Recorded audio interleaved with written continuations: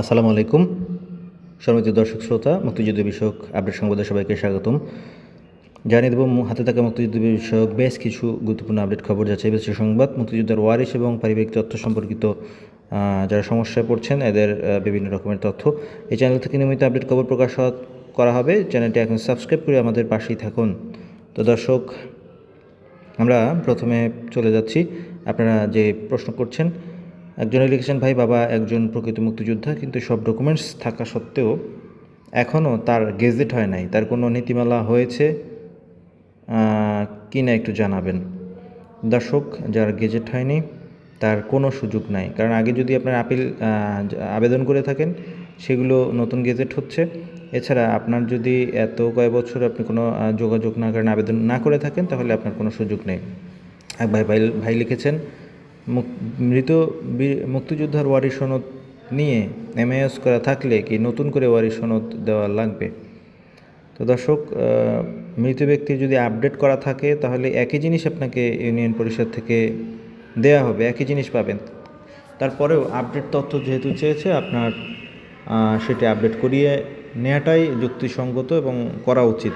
যদিও আপনি আগে করেছেন, তারপর আপনি আপডেট তারিখসহ আপনি ওয়ারিশ সনদ বা প্রযোজ্য ক্ষেত্রে পারিবারিক সনদ নিয়ে আপনারা আপডেটটি করে ফেলেন। ধন্যবাদ।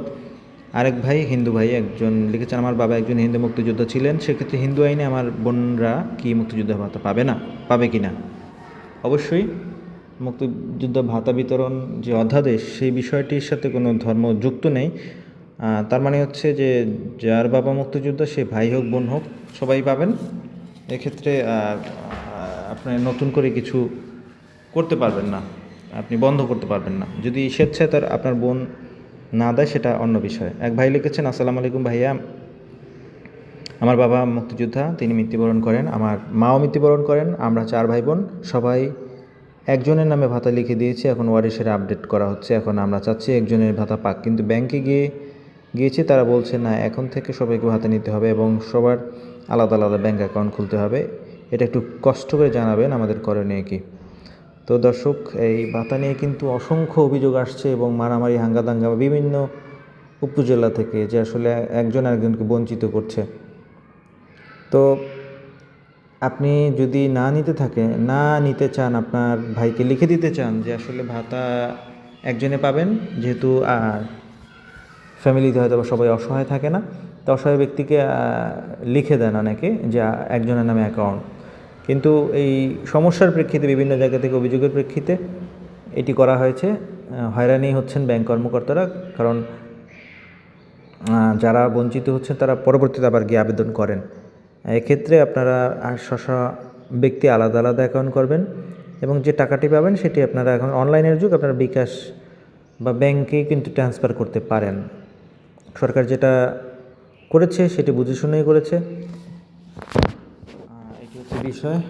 দর্শক, আরেক ভাই লিখেছেন, ভাই একটা জিনিস ক্লিয়ার হওয়া দরকার, মৃত মুক্তিযোদ্ধার ক্ষেত্রে ওয়ারিশ সনদ এবং ওয়ারিশের এনআইডি কার্ড লাগবে, বুঝতে পারলাম। সাথে কি মৃত মুক্তিযোদ্ধার এনআইডি কার্ড দিতে হবে কি না? দর্শক, কোনো দরকার নেই। যার গেজেট হয়েছে তার এনআইডি কার্ড ওই সংশ্লিষ্ট ব্যাংকেই রয়েছে, দেওয়ার দরকার নেই। আপনার যেটা চেয়েছে শুধু সেটাই দেন। ধন্যবাদ, আশা করি বুঝতে পেরেছেন। এক ভাই লিখেছেন, দর্শক, পৌরসভায় গিয়েছিলাম, 1000 টাকা চায়। তো দর্শক, আসলে এক উপজেলার কোনো নির্ধারিত কোনো ফি নেই, যার কাছ থেকে যেভাবে নিতে পারে। তো কাজটা করা দরকার, আপনারা যেভাবে পারেন কাজগুলো দ্রুত করে নেন। তো দর্শক, মুক্তিযুদ্ধ বিষয়ক এই চ্যানেলটি থেকে খবর প্রকাশ হবে নিয়মিত।